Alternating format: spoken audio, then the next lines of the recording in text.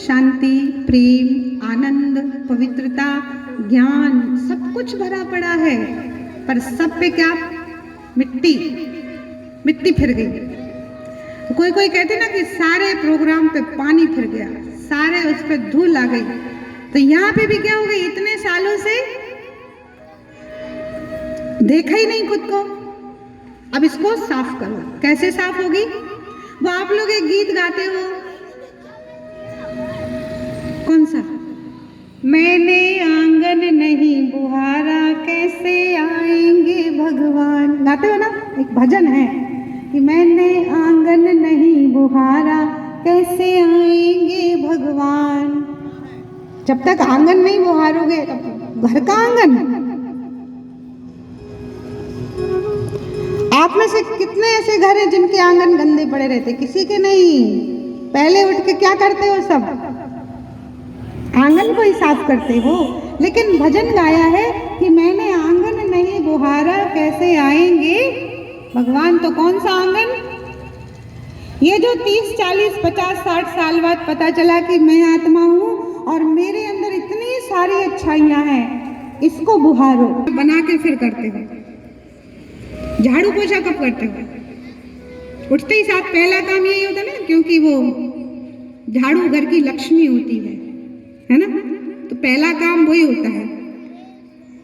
तो यहाँ तो दुनिया में जब आए हैं लोग तो सोचते हैं कि पहले जीवन जी लो, पढ़ाई लिखाई कर लो, शादी ब्याह कर लो, घूम फिर लो, जब सब कुछ खत्म सा होने लगेगा फिर बैठेंगे झाड़ू पोछा करने।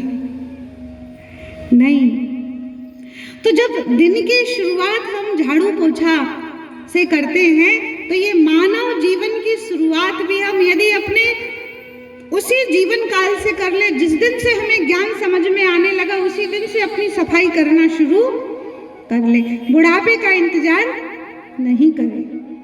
तो जब हम अपने अंदर की स्वच्छता करने लगते हैं तो हमारे कमरे में माना आत्मा में सुख शांति आने लगती, और हम बाहर भटकते फिरते हैं लेकिन सारी सुख शांति कहाँ रहती है?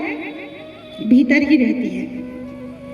अच्छा, और आपने जाले छुटा लिए मुंह के, धूल भी साफ कर ली झाड़ के आंगन को। कैसे?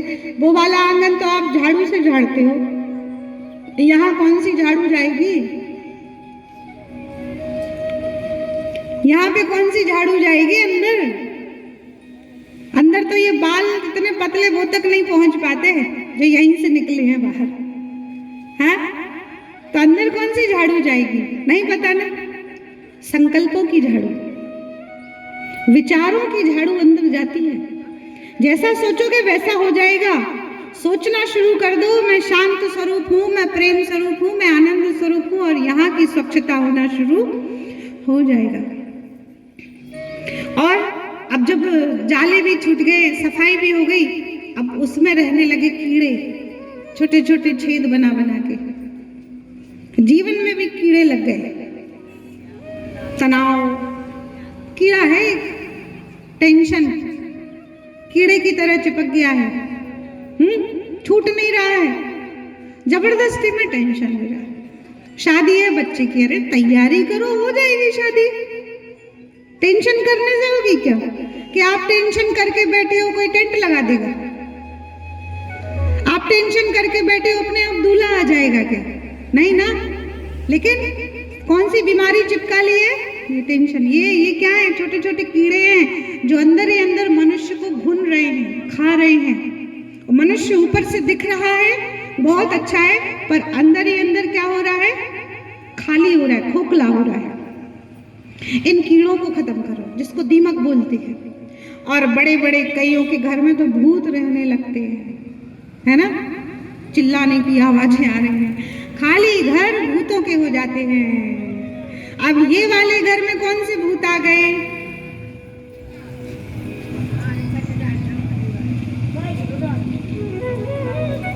पता है? नहीं पता ना। ये वाले घर में भी भूत आ गए। किसको पता है? गुस्सा। क्या आया? गुस्सा, लोभ, मोह, अहंकार, ईर्ष्या, यहाँ कोई सभा में ऐसा है जो बहुत गर्व से कहे दीदी हमें बहुत खुशी होती है कि हम गुस्सा करते हैं? नहीं ना, कोई नहीं है ना। तो ये क्रोध क्या है? क्या है क्रोध? क्रोध एक भूत का नाम है। काम, क्रोध, लोभ, मोह, अहंकार और भी है कई बहुत सारे। एक भूत आता है तो वो अकेले नहीं आता है, एक भूत आता है तो सबको लेके आता है। काम, क्रोध, लोभ, मोह, अहंकार, ईर्ष्या, द्वेष, नफरत, निंदा, चुगली, तेरी मेरी, अब तो भाई भूतों की सभा लग गई अंदर। अब अंदर वाले भूतों को भगाने कौन जाएगा?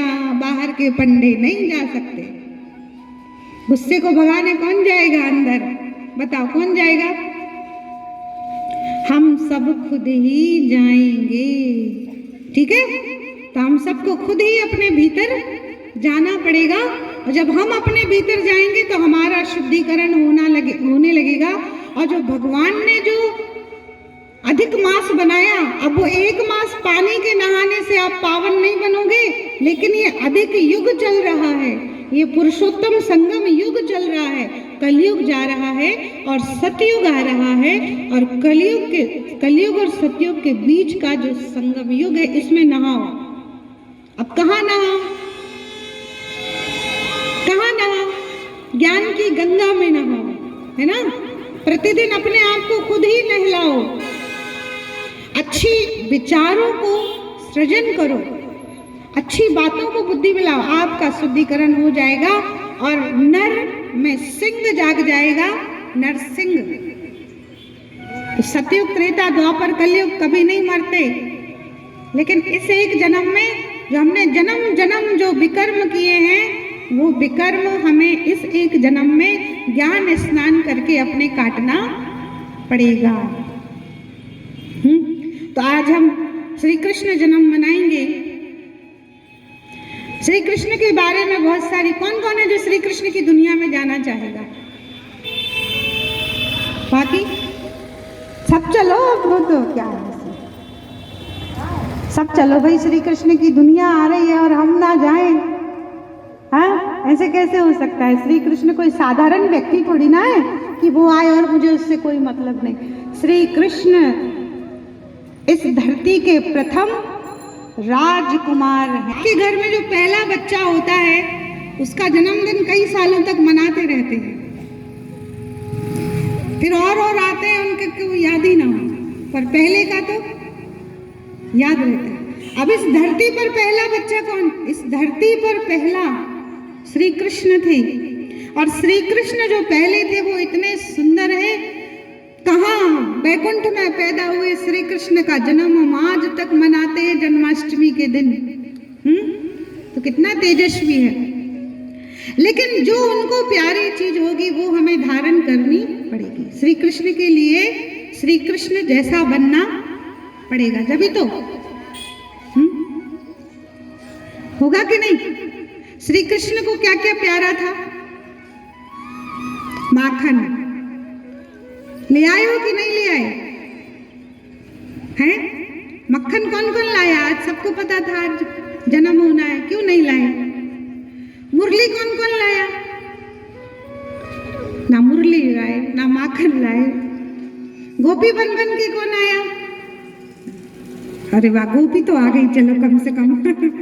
हाँ, और श्री कृष्ण को क्या क्या प्यारा था? रास, है ना, रास रचाते थे, मटकी फोड़ते थे, मुरली बजाते थे, माखन चुराते थे, है ना, रास रचाते थे। ऐसे नटखट कृष्ण कन्हैया, आज उनका हम जन्म उत्सव मनाएंगे। तो पहले उनको जो प्यारा है वो हम ले तो आए, तभी तो मनाएंगे। तो देखो, श्री कृष्ण को प्यारी है मुरली। क्या प्यारी है? मुरली। क्यों प्यारी है? तो एक बार राधा रानी, कथाएं हैं, बाकी हमें उससे शिक्षा लेनी है। एक बार राधा रानी कृष्ण जी से कहते हैं कि मुझे आपकी इस मुरली से ईर्ष्या होती है। कहा क्यों? कहा इसलिए ईर्ष्या होती है कि ये आपके हमेशा अधरों से चिपकी रहती है, कमर में घुसी रहती है, सिरहाने पे सोती है। मैं तो कभी कभी मिलती हूँ, लेकिन ये तो पूरे टाइम आपके पास रहती है। आखिर इसमें ऐसा कौन सा गुण है जो मुझ में नहीं है, ये मेरी सौतन जान पड़ती है मुझे। ऐसे राधा जी श्री कृष्ण को मुरली